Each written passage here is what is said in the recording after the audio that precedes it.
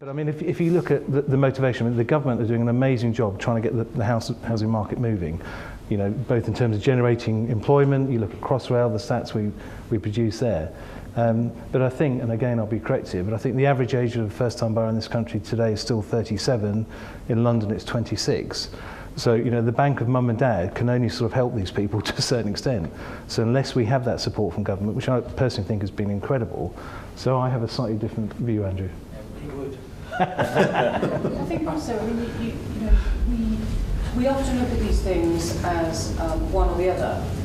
Why are you helping the owner-occupation market? I remember having discussions when, you know, 5 years ago when we were trying to kickstart PRS and institutional investment, we were talking to government and they were saying, but if we support the private rented sector, we are saying that it's more important than affordable housing or it's more important than owner-occupation. And it's taken the government a couple of years to actually realise that it's not one or the other. And actually the end game for the government is to increase housing supply, back to your, you know, overcrowding and everything. And they want to support that by having a balanced market. So that means more properties for owner occupation, more properties for private rented. It's just a shame that at the moment we're in that kind of transition period where there just isn't enough stock to go around. And that's irrelevant whether it's private rented or owner occupation. There is just not enough stock and we need to get that moving. That's one of the reasons why I asked Andrew about the HCA, because that's specifically for private rented. And, you know, if we can get that kick-started, because the owner occupation at the moment seems to be a little bit more fluid and a little easier.